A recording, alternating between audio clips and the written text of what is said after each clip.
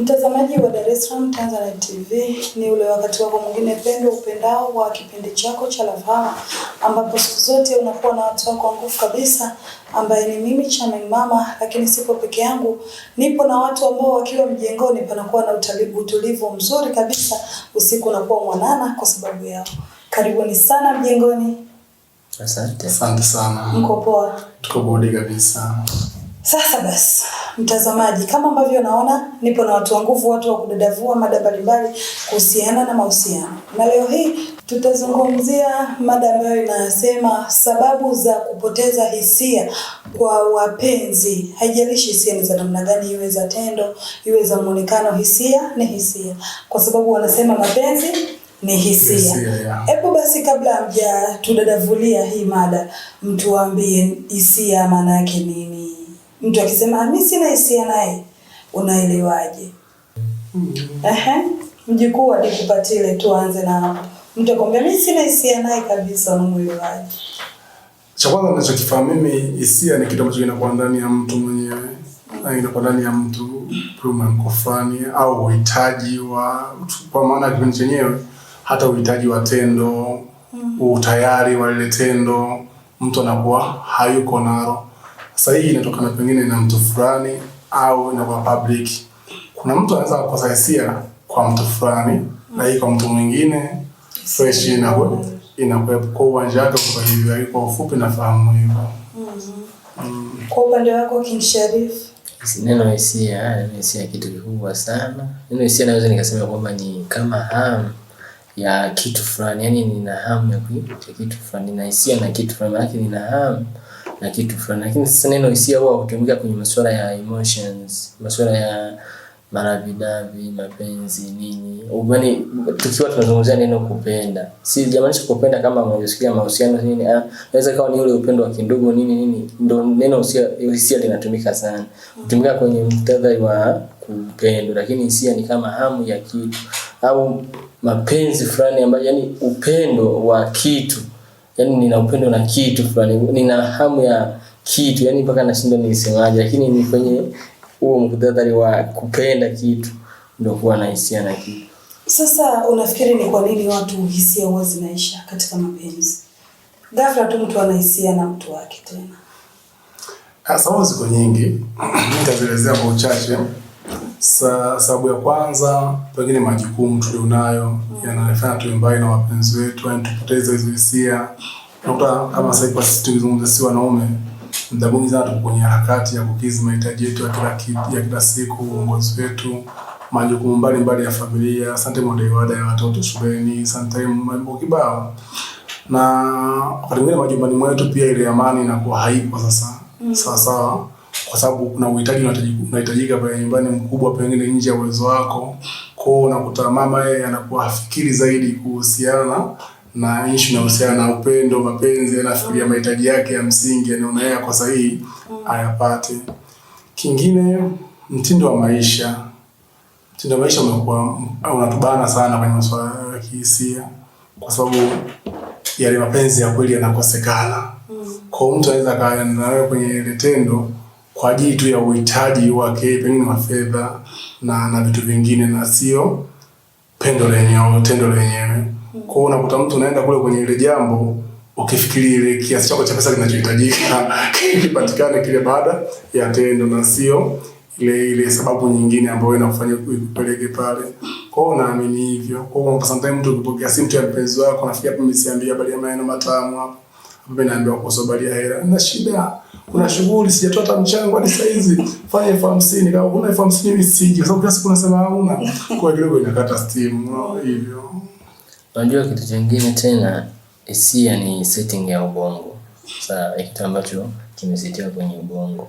Kwa hiyo muda wote ubongo ukipata kitu ambacho kina challenge, changamoto, sababu ubongo huwezi kuwa na hisia. Na changamoto nyingi ambazo tunakutana sisi kwa mfano wanaume ni changamoto za maisha. Kushindwa kuafford vile vitu ambavyo mpenzi anataka, ugumu wa maisha, changamoto mtu anazokutana nazo kazini. Zinaweza kumfanya mtu asiwe na hisia, hususan anapoenda kufanya tendo. Akifikiria changamoto hizo alizokutana kumbana nazo kule, anakosa feelings za kuweza kufanya mapenzi. Lakini pia hisia ni kitu ambacho kina expire. Leo nina hisia na huyu, huenda kwa sababu ya kitu fulani. Kesho sina hisia naye kwa sababu kile kitu ambacho nilikuwa nakitegemea kwake sijakipata, sio naelewa. Hiyo inatokea. Kwa hiyo hisia ni kitu ambacho kipo settled, yani kipo na kinaweza kika-expire kisha muda wake. Akikwepeki. Kwa hiyo kuna muda hisia zinakata. Muda hisia zinaisha. Mmezungumzia kwa upande wa mwanamume, lakini hata wanawake pia wakati mwingine wanakosa hisia. Na hisia zinaweza kwenda popote, labda tunaweza tukaweka kwa upande wa watu ambao ni wapenzi tu. Unakuwa bado hujafanya chaguo labda kama atakuwa ni mtu wangu sahihi au vipi. Vipi kwa wao ambao wana ndoa sasa, wanaishi pamoja? Hisia mtu zinakata kwa upande wa mwanamke. Unajua kwa wanandoa ndo kuna changamoto kubwa kwa wachumba. Sawa? Ndio. Kwa wanandoa hawa, cha kwanza kuna mivutano ya kiutawala ndani. Sawa? Mwanamke anataka hiki, mwanaume anataka kile. Sawa. Kwa hiyo mivutano hii inachangia sana kwenye kupoteza hisia. Cha pili, upendo halisi. Unajua wanandoa baada ya kuwa kwenye ndoa ile na baadaye kuingia kwenye mfumo wa maisha halisi ya kwenye ndoa, kuna vitu vingi sana vinaanza kubadilika pale. Kwa hiyo mabadiliko yanapotokea pale, kuna mmoja anaweza kana utayari nayo, mwingine akawa hana utayari wa hayo mabadiliko. Hilo la pili. La tatu, upendo wa watu unahama ndani. Unakuta mama huyo, mzee mama naye anakuwa yuko busy sana kwenye majukumu yake kuitunza ile familia. Inaweza tokea kama huyo akawa na mtoto, watoto wote wanahitaji wa vitu vingi sana ambao mama atakuwa vitimize. Jikoni, care nyingi kwa mtoto. Hilo la pili. La nne ni namna gani ambavyo mama yeye anabadilika baada ya kuwa na mtoto kuanzia mmoja na kuendelea. Yale majukumu ya kimatendo ambayo mtoto anayahitaji kutoka kwa mama ndio hayo baba naye anayahitaji. Baba anataka kunyonya apelekewe maji aogeshwe kabisa. Sasa kuna vitu vile vikikosekana vinakuwa chanzo kikubwa sana cha hisia kukosekana ndani ya ndoa. Cha tano, kwa upande wangu mimi naona kabisa ndoa zimekosa ubunifu. Ndoa zimekosa sanaa. Kwa nilivyo Hamza ndivyo hivyo kesho nakuwa. Yaani utamke anajua sasa kitoka hapa na mimi hapa, kutoka hapa na mimi. Unyumbulifu unakosekana ndani ya ndoa. Unyumbulifu unakosekana, ubunifu, hilo limekuwa sababu kubwa sana kwa wanandoa kupoteza hisia. Ndoa mtu anaenda nje, mwanamke mwanaume anaenda nje kutafuta ubunifu, kutafuta kitu kipya ambacho kwa mumewe au kwa mkewe anakikosa. Lakini chani, kuna msimu watu wanasema kama mimi nishazeeka zangu, hai mambo tena usiniambie. Mimi mume wangu umeenda, sasa hivi mimi nina familia yangu kubwa, sitaki mambo ya asili nini. Au tumewaachia watoto. Kwa hiyo nahisi kwamba na mitazamo ya watu wenyewe inaweza ikachangia kukosa hisia, lakini pia ni kutokupeana muda, na hiyo pia ni changamoto. Kama nipo busy na huko, mwingine yupo busy, tunakutana tumechoka, hatupeani muda wa kukaa pamoja, tutaniane nini tuzoeane. Kwa hiyo pia inaweza ikawa ni changamoto pia. Lakini changamoto nyingine ni hii tu, ashazungumzia brother, upendo wa kweli kwa wazazi huwa unahamia kwa watoto. Nakuta muda wote mtu yuko busy na mtoto. Yaani inafika tu mtu mnavurugana, wewe na mpenzi anavurugana na mpenzi wake, lakini kinachowakutanisha ni sasa hapo kabla tujaenda mbali King Sharif, kwenye swala zima la watoto. Yamkini wewe baba una mahitaji pia unahitaji, na ushaona mke wako majukumu yamemuia mazito kulingana na idadi ya watoto ambao wanao. Ulifanya nini basi ili mke wako aweze kuwa huru awahudumie wewe pamoja na watoto wenu kwa pamoja? Lazima ufanye jambo. Kwanza tunaangalia kwanza status ya maisha yenyewe. Je, maisha yanaturuhusu kwanza kuweza kuhusiana status ya maisha, inabidi ukubaliane pia na hali. Usimchoke mwenzio, hisia zibaki pale pale. Unajua ugumu unakuja wapi? Kisha kuwa tunakutana na changamoto za kimaisha au tuna kazi nyingine za tunazozifanya, lakini sisi bado ni watu. Kuna huduma ambazo tunazihitaji, si ndio? Tunahitaji sex, tunahitaji vitu vingine ambavyo ni huduma za kimwili. Lakini utaratibu. Unajua tutaongea yote. Sawa. Lakini hela imekuwa changamoto sana watu kupoteza hisia. Akili za wanandoa, akili za wapenzi sasa hivi nyingi zimespecialize kwenye nini? Kwenye kutafuta hela. Sasa bila itapatikanaje? kuna wakati pengine mwanaume ndio chanzo cha mapato cha mwanamke. Ndio. Sawa, ndio mgodi wake. Sawa, ndio ajira yake. Kwa hilo limekuwa chache. Unakuta hata mke wako ndani, sawa.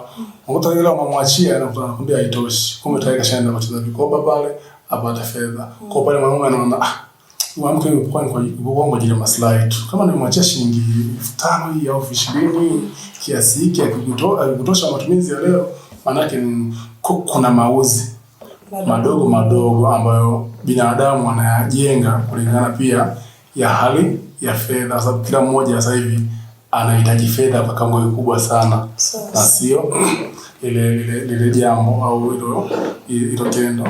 Sasa hiyo ndio inayokuta sasa kwenye ndoa nyingi zinakuwa na migogoro mingi hivyo, lakini wapenzi wamekuwa wanaishi na vinyongo sana. Hajaishi mpenzi wa kawaida, mchumba au mwanandoa. Labda mmekoseana hivi leo, sawa, hamsameheani. Kwa unakuta mwanamke huyu au mwanaume huyu anaingia kwenye tendo kwa sababu lipo na ni wajibu lifanyike, lakini tayari anaenda kwenye tendo akiwa na makwazo. Anaweza kawa namzuka akishakumbuka kwa wengi wanajiuliza kwa nini watu wenye hela kubwa ndio huwa hawajengi, ndio wanazidi kuachana, ni kuachika sana. Hususan tukiangalia kwa upande wa wasanii na watu ambao washajipata, lakini kwenye masuala ya mahusiano hawakai muda. Ni kwa nini wakati kila kitu hela wanayo, na wale wengine ambao wanachukua ni wanakuja na hela, si kama wanatafuta hela. Kwa nini wanaachana sana? Kuachana, watu wanaachana, hajaishi msanii, hajaishi ana pesa au maskini. Unajua kuna wakati unaweza kusema mimi naachika si kwa sababu mimi maskini sana sijui, lakini mbona wenye hela wanaachika wanaachana? Hiyo au sababu sisali sana, lakini mbona hata wachungaji ndio wazao zinakufa au na mashehe hazina amani. Yaani kwenye swala la mahusiano au swala la ndoa au chumba, tunasema swala mtambuka, nadhani hivyo linamgusa kila mmoja. Sasa tukisema kwenye watu maarufu tuseme au watu wanaweza sasa mtu msanii kwa lakini hela hana, ni hela kwenye mitandao anaishi kopi sana. Unajua hawa tunaoona sisi kama model wetu au watu maarufu hawaishi maisha yao halisi. Wanaishi maisha wanaotuonyesha ni maisha mengine na maisha yao halisi ni mengine. Na ndio maana ndoa zao zinaingia kwenye msukosuko pindi tu mmoja wapo anapoona maisha halisi ya mwenzi wake. Yeye kafuata kopi pale. Ile halisi anakuja kukutana nao kwenye ndoa. Kwa hiyo utakutana na ile halisi ile tayari zile hisia, upendo na kila kitu vinapotea. Sisi huku naona hakuna kugomechi nyingi kwa sababu sisi hatujulikani, lakini huko chini pana sana. Hali ni mbaya sana, lakini majukumu ya maisha yetu kila siku ni chachu sana yanayotokea. Mjukuu alikupatia, ulizungumzia mauzi madogo. Unajua ni nyanja pana sana. Kutokusamehe kwa kweli kwa asilimia kubwa kunasababisha mtu hisia kukata kwa mwenza wake.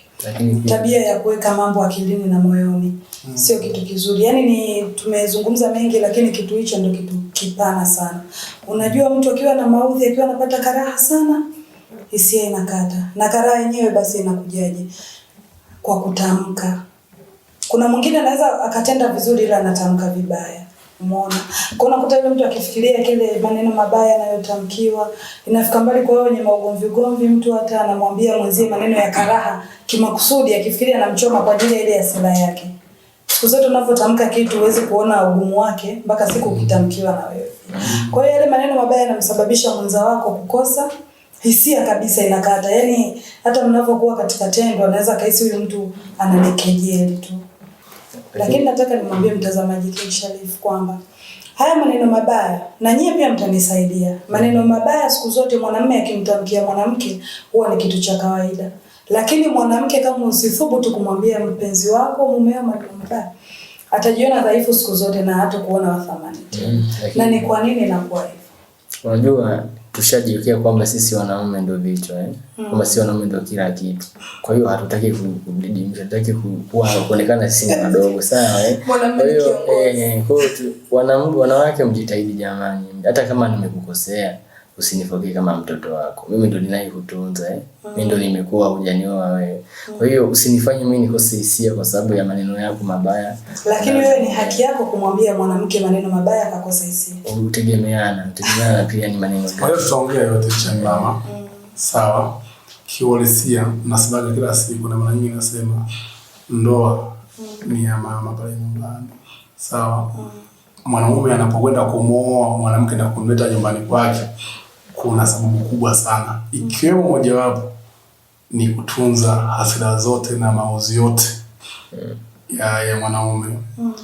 Ndio maana jukumu la kutafuta fedha limekuja sasa hivi kutokana na uchwao. Sio kusema uchwao, usasa.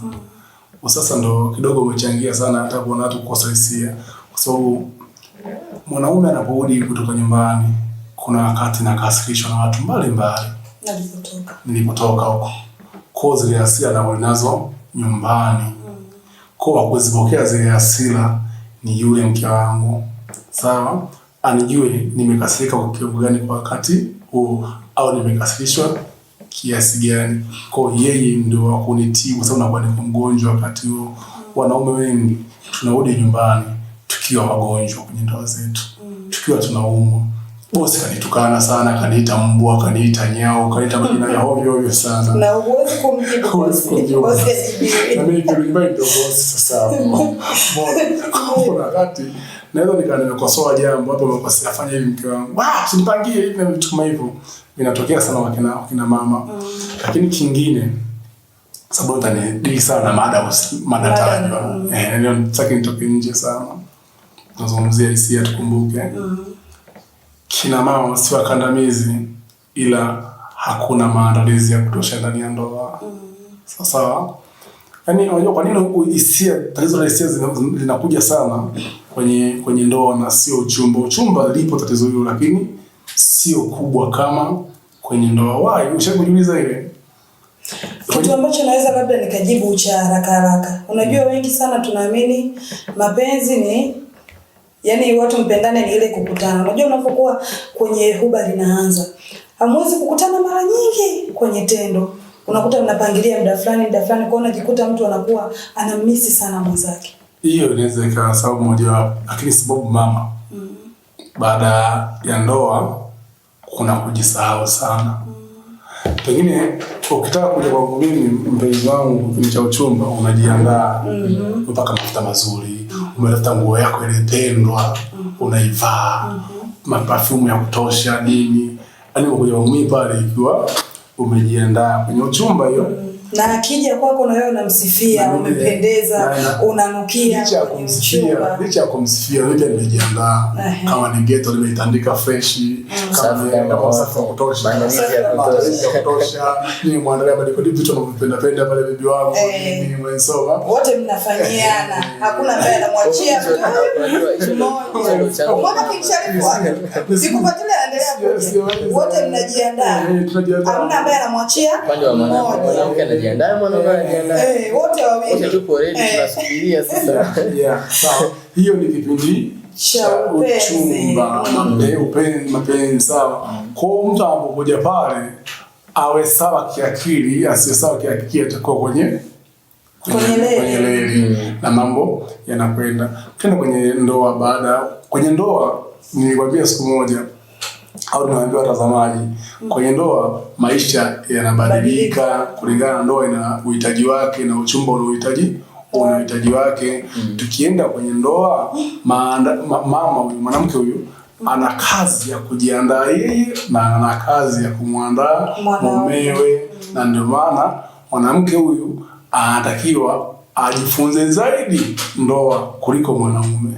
Sisi tunafundisha ndoa kwa kiwango kidogo sana kuliko anavyofundishwa mwanamke. Na fahari ya mwanamke yote duniani au Kiafrika sisi tulifundishwa ni ndoa. Ndoa yake anajiendo vipi? Sasa mwanamke anaenda akajitahidi akajiandae kwa kidogo lakini asimuandae kabisa mwanaume. Na hata kwenye tendo lenyewe mwanamke anaamini tendo lile analihitaji zaidi mwanaume kuliko yeye. Kwa hiyo unakuta kule ndio mwanaume anahangaika. Sasa ndio nyingi wanaume ndio wanahangaika sana kuliko wanawake. mwanamke ukirudi nyumbani pale ana mtoto, si ndio? Anashika kutenga muda wa majukumu yake. Kwa hiyo ana majukumu mengi, mtoto, kupika nini, lakini ndio kazi yake ita kwenye maandiko. Kwa hiyo anapaswa amwandae mume na ajiandae yeye. Je, wanafanya hivyo kina mama? Ugumu wafanye hivyo. Mwanamke wa mtu lao yuko lafu. Sawa, nguo anazovaa eti kwa sababu anashinda nyumbani. Ni kosa kushindia. Yaani ile manguo ukiangalia pale ndio kama pisi utanazo pale. Ile kama pisi utanazo kule. Na kumkola bebe wako kibidi mko kwenye uchumba. Ni vitu viwili tofauti. Wanaume kidogo tunajitahidi kidogo. Sawa, tumekufupea nguo kufulia tunazivaa kwa wakati. Sema wanachagulia nguo za nguo hii. Unavaa kuongezesha yeye. Ile kuvaa nguo kwa ajili ya kuridhisha yeye ni ngumu. Changamoto nyingine tunaona kabisa kitu kinachopoteza hisia ni uzembe wa kujiandaa kabla ya kwenda kwenye uwanja wa mechi. Lakini pia ukiangalia watu ambao tunapotezaga hisia kabla ya wengine, sisi wanaume huwa sisi kuna vitu vidogo ambavyo tunavipenda, ikiwemo ni muonekano ulivyo. Kama alikuwa na kipindi na date naye kabla sijamuoa, kama alikuwa anapaka aina, kama alikuwa anapaka madiko fulani, nilivyomuoa amebadilika, haipo kama zamani. Kwa maana yake vile ambavyo nilikuwa na expect kipindi kile nilikuwa naviona, nimeanza kuvikosa. Mwisho wa siku bongo unaanza kusema, unaanza kuchoka. Maana yake kuna tofauti na nilizo kuwa naona huko before. Kwa ni vitu vidogo ambavyo vinaweza kanifanya mimi nianze kusema huyu kashachuja bana, ngoja nikamtafutie mwingine ambaye maybe yupo vizuri. Kwa hiyo sasa hisia kwa wanaume sisi, muonekano, usafi, maandalizi yako mwenyewe inaweza kanifanya mimi niendelee kuona kwamba yes, mwanamke wangu ni mzuri. Hata nikipika kwenye mashindano bado nitaonekana na mimi na hivyo ndivyo namna ninavyoenda. Lakini mtazamaji wa Dar es Salaam Tanzania TV, unaweza kudondosha comment yako kwa kutuambia kwa nini hisia zinakata kwa wapenzi. Yamezungumzwa mambo mengi sana, lakini kuna kitu ninachojiuliza pia. Umeshaona huyu mwanamke wako kwa wanandoa sasa hayupo sawa, ushajaribu labda kuzungumza naye, mke wangu labda siku hizi umejisahau, unaenda hivi, unaacha kwenda hivi. Japo kuna wanawake pia huwa wanalalamika, unakuta wamejiandaa smart kwa ajili ya mwanamume wake, amerudi saa 8 za usiku, mwanamke ameshalala. Pigo kipodozi tena utakikuta. Asubuhi unaondoka unaenda kazini, mwanamke anashinda peke yake nyumbani, wewe kurudi usiku. Ndio maana tumezungumzia swala la muda na majukumu pia tunakutana na changamoto tunazokutana nazo. Usitegemee kama mimi kwa mfano nimeajiriwa mimi ni mlinzi wa baa, kwamba ninalala kazini kwanza unalijua hiyo. Alafu unategemea kwamba mimi nitarudi saa 8. Hiyo viprozi kwa nini upeke usiku? Kwa nini kama ninapata muda ambao tena wengine ukuta ni walimu shule kutoka saa 9 ila nyumbani anarudi usiku sana. Huenda na majukumu mengine ambayo anafanya. Juzi kwa sisi mmoja wa mzee ya Balevo na nini nafikiri nyumba ndio lipo yenyewe. Yaani kuna wanaume wanatamani kurudi majumbani mwao mapema tu, ila pale nyumbani wanawaka moto hapatoshi. Wanawake nyumbani nikipata mambo mkatishe hivi, moto kuwaka inakuwaga huyu mtu utangia mwanzo au tabia inaibuka baadaye? Kama ni sababu lazima tuangalie msingi. Nisha kusema siku moja kwenye kipindi hiki cha Ramoa, kipindi cha uchumba ni kipindi cha kampeni. Kwa kipindi cha ndoa ni kipindi cha maisha yetu halisi. Sawa. Kwa tunapokuja kwenye ndoa baada ya kwenye maisha yale halisi, kuna kwenye wawili wao kuna mmoja na hayakubali ile maisha halisi. Kwa mtu anaishi pale kwenye ndoa ile kwa sababu tu tumezaa, tuna watoto ni kutoka hapa. Kwa pole basi kama wanakutana na mvuvuzela baadaye, kwa sababu siku zote mwanamke mwenye nguvu nyumba haikaliki hata siku moja. Ndio maana siku nilikwambia kisha mimi tunapoingia kwenye mahusiano tusiende na expectation, tusiende na mitazamo yetu binafsi, kwa sababu kile unachohisi kama utaenda kukutana nacho sicho ambacho tunaenda kukutana nacho. Mapenzi badilika kama alivyosema brother, yani muda wa uchumba ni muda wa kampeni. Nataka sasa ni baadaye nikuike kwenye maisha. Kuna kama ni muda wa uchumba kama ninakupa 10,000, usikie kama nitakupa 10,000 nikisha kuoa. Changamoto sana. Kwa hiyo tujiandae psychologically kwamba mimi maisha ninayoishi kwenye uchumba tofauti sana. Ulikuwa unampa 10,000? Kama nilikuwa nakupa 10,000 wakati nakutongoza au wakati ile ilikuwa ni kampeni, yani lengo langu ni kupate wewe. Nikisha kuoa ni ngumu sana. Sasa ukishanioa na unipa hizo 10,000 nategemea wewe uanje lipstick uzione saa ngapi nikiwa ndani ya ndoa? Madam, issue ni kwamba kuna ile 10,000 mtu unampa kwa sababu unajua akijiandaa hivi fresh maisha yatakuwa ni mazuri, kwa sababu baadaye hata nitegemea kwa vyakula. Ule msemo mnaokataga kwamba unapokuwa kwenye ndoa kuna pesa ya matumizi na pesa yako. Sikiliza, kuna wale wanaume malipostiki manini unapeleka kwenye tina mama hayatumii. Sawa.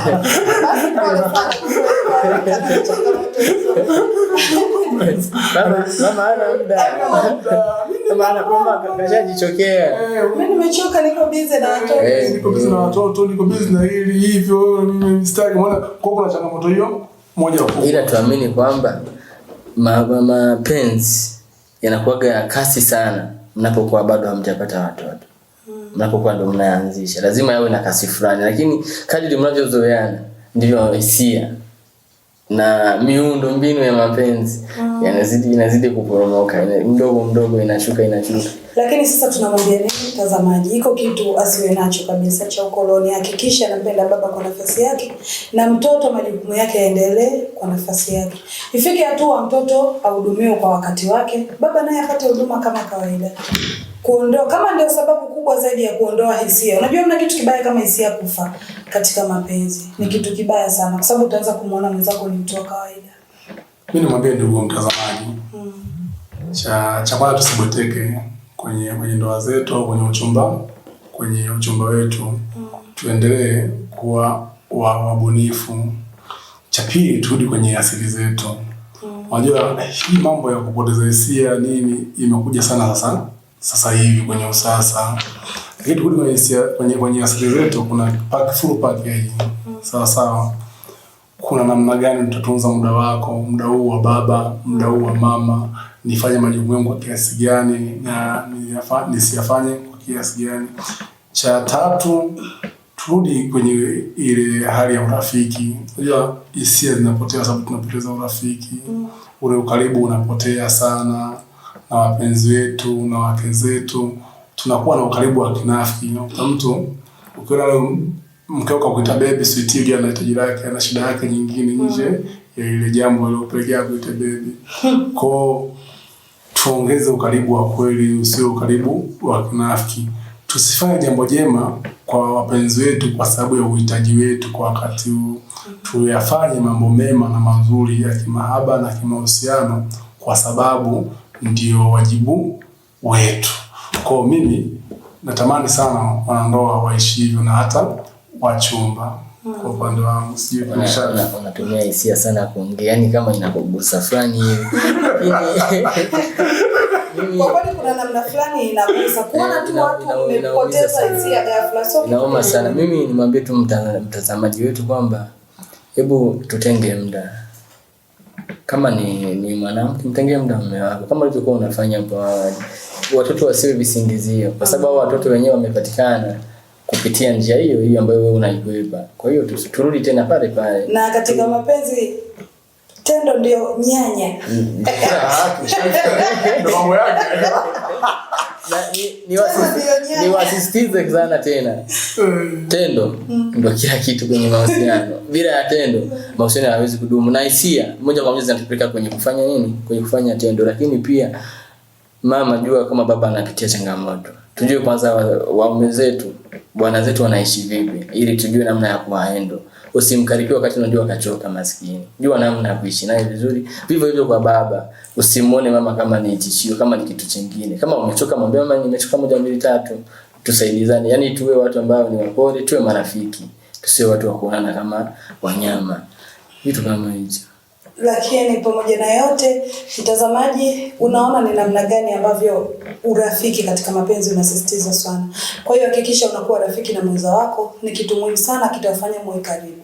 Lakini cha kuongezea kugongelea msumari, jamani, tujifunze kusamehe, tusijaze vitu moyoni ili tutunze hisia tulizonazo. Wewe huwezi kukosa tu hisia na mwenzako eti hisia zikaja nje. Ukiona mtu unacharuka. Nataka nigongelee msumari kwa kusema kuwa jamani, tujifunze kusamehe. Tusiweke milundikano mioyoni mwetu.